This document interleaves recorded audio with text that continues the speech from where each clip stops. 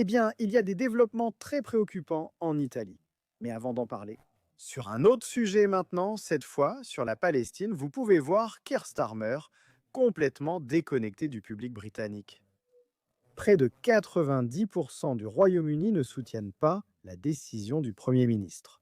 Vous pouvez le voir, rapporté ici par The Telegraph dans un sondage JL Partners. Et quant à la réaction, eh bien, vous avez vu Nigel Farage dire que le Premier ministre a tort de reconnaître un État palestinien et que c'est une récompense pour les terroristes du Hamas et que cela ne fera rien pour instaurer la paix. En ce qui concerne la façon dont notre pays est désormais perçu sur la scène internationale, eh bien, vous pouvez voir l'ambassadeur d'Israël aux États-Unis donner sa réponse à ce que fait maintenant ce pays sous le gouvernement travailliste. Mais pendant ce temps, en Italie, vous avez vu des scènes assez inquiétantes, des manifestations violentes, des manifestants pro-palestiniens. Vous avez vu d'importants affrontements avec la police à Milan et dans d'autres villes italiennes. Et vous avez vu des blocages de ports.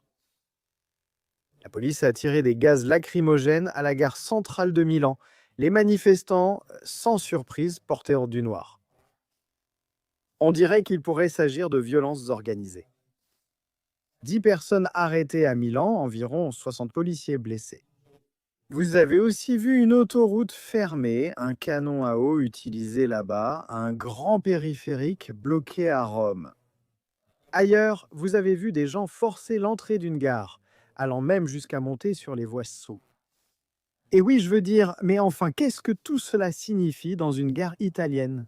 Ceci se passe à Milan, où tout est saccagé, comme je l'ai dit, des dizaines de policiers y ont été blessés. La réaction ici de Giorgia Meloni, répondant à cette violence, a déclaré: des images scandaleuses nous viennent de Milan. Et ces individus se proclamant pro-palestiniens, membres autoproclamés d'Antifa, pacifistes autoproclamés qui sèment le chaos dans la gare, provoquent donc des affrontements avec les forces de l'ordre. Elle déclare que la violence et la destruction n'ont rien à voir avec la solidarité.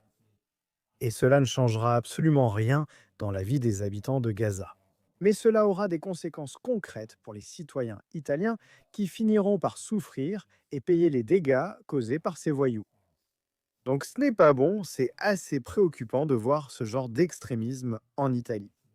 N'hésitez pas à me faire part de vos réflexions à ce sujet dans les commentaires ci-dessous. Je continuerai bien sûr à vous tenir informé des dernières nouvelles à ce sujet et de bien d'autres choses, les gars. Alors n'hésitez pas à liker cette vidéo. Un petit pouce bleu et bien sûr, comme toujours, merci de regarder.